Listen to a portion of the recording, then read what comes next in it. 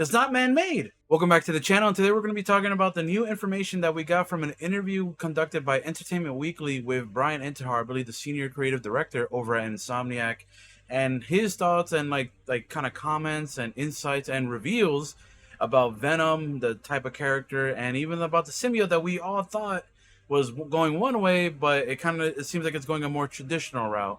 So first things first, I just want to get it right off the bat. So initially, when we first saw that post-credit scene with Norman Osborn, Harry Osborn, and Harry's sick and he's in that like two containment field, like with like green liquid and black goop everywhere, which everyone correctly assumed was a symbiote. And it even like matched up to when Norman put his hand on the glass, where the symbiote kind of matched and touched. So it might be connected to Harry's thoughts. And initially, I feel like myself and a lot of other people thought that they were going the Ultimate Spider-Man route, which was basically, I believe in that story, it was Peter's dad and Eddie's dad that worked on the Venom symbiote to cure cancer, I believe. If I'm incorrect, correct me down in the comics, but I believe that's how it was, at least from the Ultimate Spider-Man games, or the game that I played. And in that game, like I said, it was more of a man-made creation rather than an alien symbiote. But Brian Intihar confirms here, post-credit scene reveals Harry has been in a stasis chamber in a secret lab in Father Norman Osborn's home. And the symbiote, the alien species, is part of this mysterious procedure.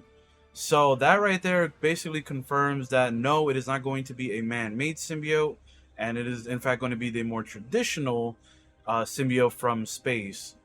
Now, personally, my thoughts on this are, I don't feel one way or the other for it. I mean, I feel like regardless of which route they would have went, I guess a symbiote would mean that the symbiote itself would have its own personality when it combines with the host, as per usual with Venom.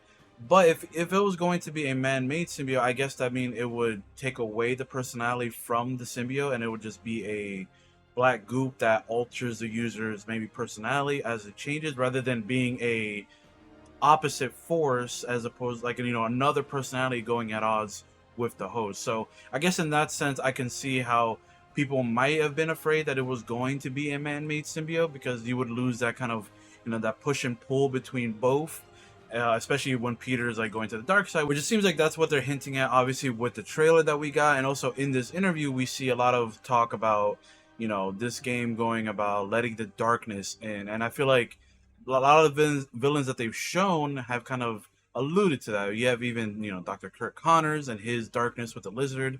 I believe he was also trying to help Harry, but obviously he has his own stuff going on. So then you have also Peter with his darkness, like learning about Harry's like sickness and probably stuff with MJ, and then the stuff with Aunt May. And the one thing I am really interested in with this game, aside from Venom and aside from Kraven, aside from the black suit and everything, aside from playing as both characters, is the story. Because to me, what made the first game impactful, along with the graphics, the story, and the characters and all that, was the story itself.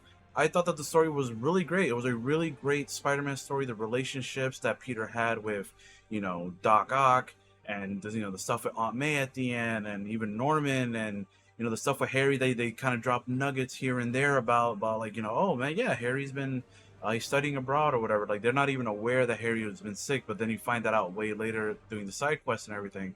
So I really love that story, and even the Miles Morales story.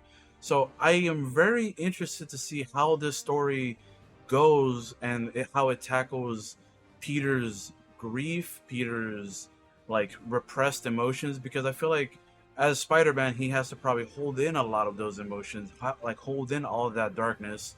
So I am liking that they're basically the directors and creators behind this are basically saying, yeah, this is a story about how this darkness gets let out, how it affects not only Peter, but it affects his loved ones, his friends, everyone around him. And I'm assuming it's gonna affect the perception of Spider-Man as well. That's one thing I hope that they address, is if Spidey goes too far in a scene, and he does it in public, are people going to react a certain way?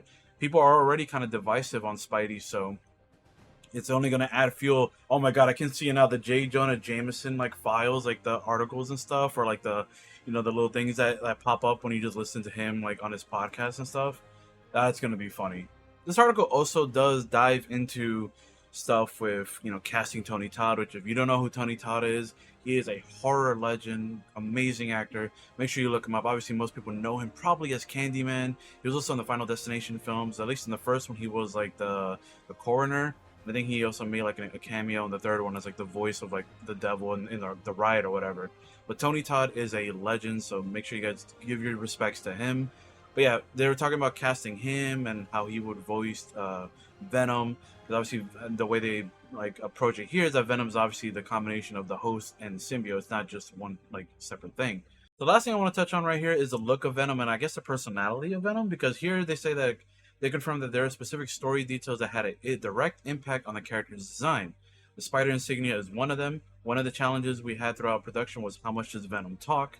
She says, I remember we did some concepts early on of does Venom have lips? Does he laugh? Does he smile? Does he frown? It's a fine line between making this creature scary and intimidating, but then also, I guess, relatable. Now, historically, I feel like Venom is a very, especially if you play the Spider-Man PS1 game, like the first one where you fight like what was it, like Carnage Ock, like Doc Carnage or whatever. And Venom in that game is very talkative. One of my favorite versions of Venom. He's so funny. He interacts with you. He almost like breaks the fourth wall. I feel like he's more Deadpool-esque in that game, but he's really funny. Here it is, the records room. Surf the web, surf the web. Shut up, Brock, we don't have time.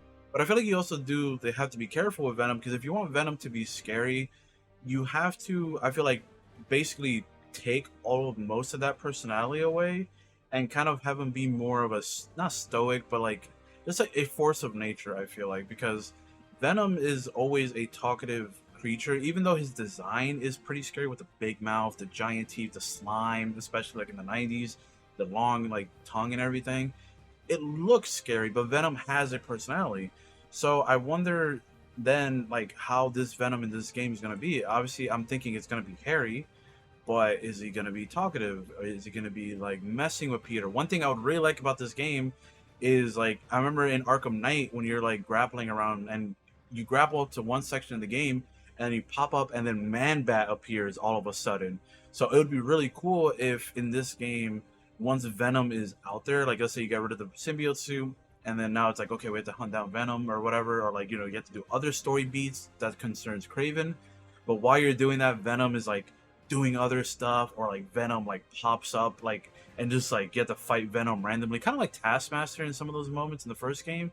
But like I think that would be really cool, because if they're going the route of traditional Venom, like they mentioned here, the spider insignia.